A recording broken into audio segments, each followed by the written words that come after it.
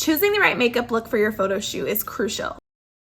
Makeup can make or break your photos. So how do we choose the best makeup look to make sure that you love your personal brand photos? Because you're gonna be using these photos to market your business for the next year or maybe year and a half or 2 years. If you wait any longer than 2 years, that's not good. We need to talk, okay?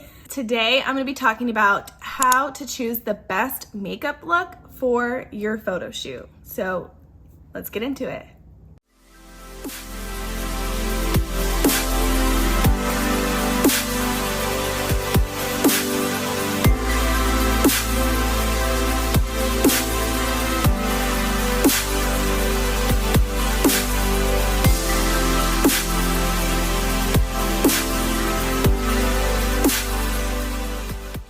All right, before we get started, if you have not seen the 7 tips on how to get a return on investment from your photo shoot, then I would highly suggest you go watch that video first and then come back to this video, because you want to make sure that you are here for the right reasons.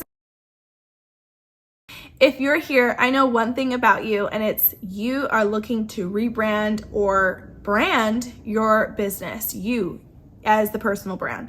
So I know that you are looking to have the best brand photo shoot. That's why I think that you need to go back and watch our 7 tips on how to get a return on investment from your photo shoot. So I have 7 tips for you on how to create the best makeup look for your photo shoot. Let's get into it. All right, tip number 1, consider your brand identity. Your makeup look should align with your branding. So if you have a light and airy brand, your makeup should be maybe light and airy and natural. If you have a, let's just say a darker, bolder, really colorful brand, you may want to go a little bit more colorful with maybe your lips. Stay away from having your eyes be super colorful, because you want to change up the looks, especially if you're trying to get a lot of different variety of photos, like photos of you on your couch, like it's just another weekend, you're lounging with your family or lounging with your dog. You're probably not going to be in heavy makeup. So that's why you want to keep it a little bit lighter and more natural, so your looks can just really blend with a lot of the different variety of shots you want to get. Here's something that I want to remind you. Personal brand photography can mean a few different things. It could be photos, just glam photos of you for your business, like a speaker headshot photo, or your photos can be storytelling images. They could be images of you doing things in the environment, your favorite hobbies, meeting with clients, walking your dog. It could be so many different things. They could be showing you working behind the scenes at your desk, right? So just know that there's different photographers have different ways of what they do for personal brand photos. So just make sure that you know exactly what kind of look you're going for based off of the type of photos you're wanting to achieve.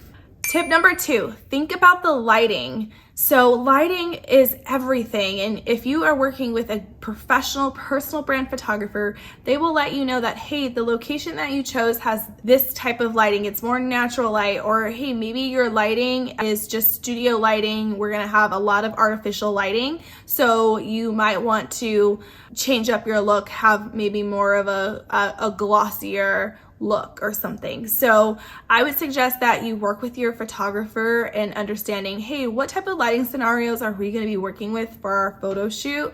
And should I do more of a matte makeup look, which is more of a full and drier look on your face and flawless look, versus a more glossier look? It's a little bit more shiny, and it does really well for magazine style photos.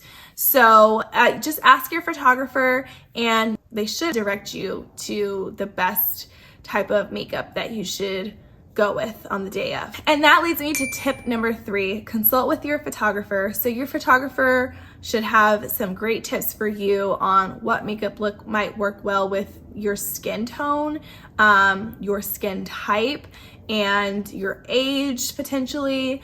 So if you're working with a good photographer, they will help you choose the best makeup look, and they'll also help you choose the best makeup artist as well. So I know for me, I have an arsenal of makeup artists that I work with in the Los Angeles and Orange County areas, and I really like to connect my clients with certain makeup artists who I know will do well with their skin type, or who I just know they'll connect with as well on a personal level. So I love doing that for my clients. It's just an extra added touch that we give to our clients, an extra layer of service by connecting them and helping them get booked, so that it's one less thing that my client has to think about. And tip number 4, choose colors that will complement your outfits.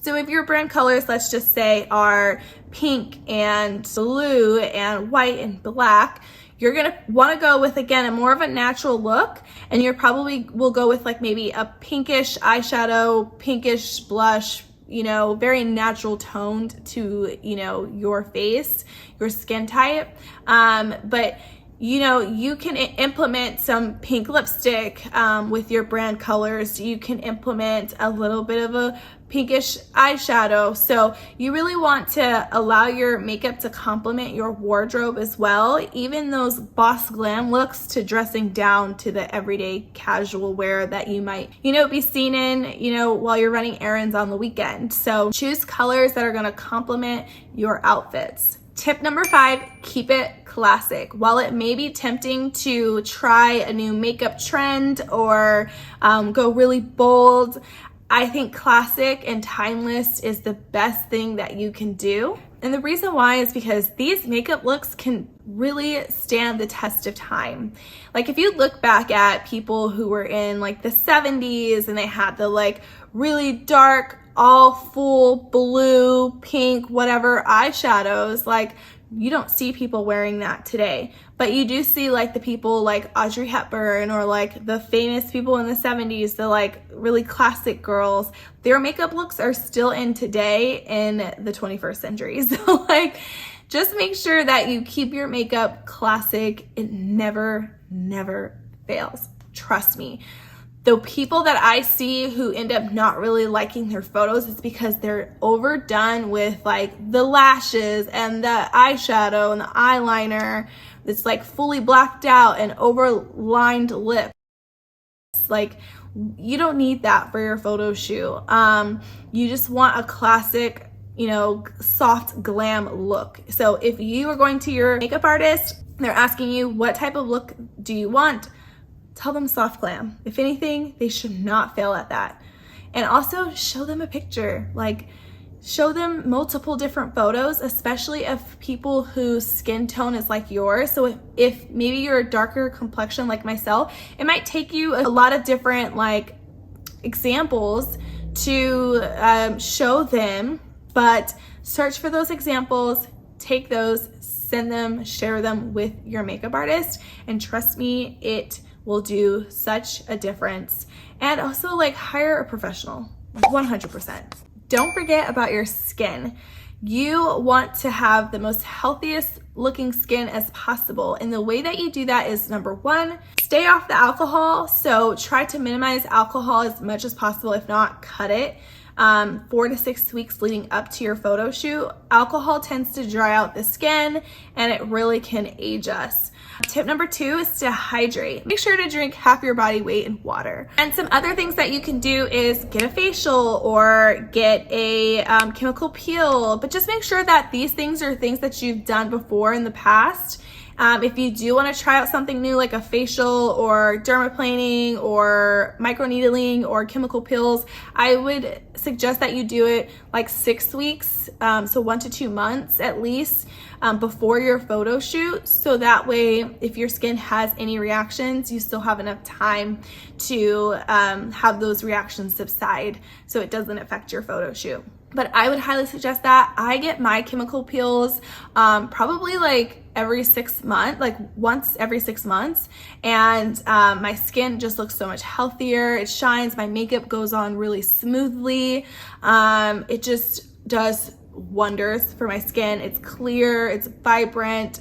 And if you want to know who I go to Elite Aesthetics out in Newport Beach. Check out my girls down there. They're also some of my clients. I will link them in the description so you can check them out and let them know that Brittany sent you. Tip number 7, practice beforehand. So this is where you're going to hire the makeup artist that you have chosen to come 4 to 6 weeks before your photo shoot and do a makeup trial so you can make sure that you love your makeup. And if there's something that you don't love about it, you can easily let them know and fix it right then and there, so that way the day of the photo shoot, when you get your makeup done, you have no problems, no issues. The makeup artist knows exactly what look you're going for and can replicate it, and then you are off to having an amazing photo shoot. And obviously, book a makeup artist, book a professional, have them travel to your home or travel to your location, so that way you can just relax the day of. You don't have to just like go and travel to where they are, then travel to the location space.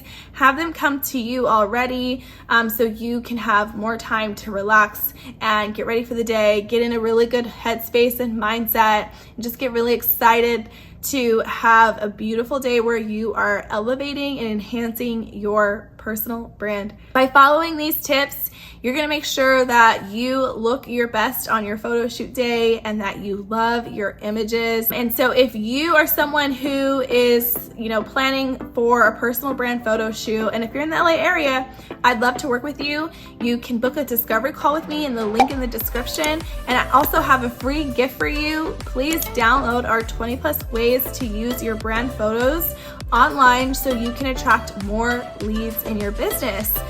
You can download that guide. It's going to be in the description below. And would you leave a comment? Let me know what else you'd like for me to cover for you guys to help you plan and prepare for your personal brand photo shoot. And my next video, we're going to be talking about wardrobe styling, the do's and don'ts of wardrobe styling. So be sure to look out for that. Make sure to hit subscribe. We have a goal to get to 10,000 subscribers by the end of this year. So would you please hit that subscribe button, share this with a friend, and make sure to like it. Thanks again for tuning in, and I can't wait to see you next time.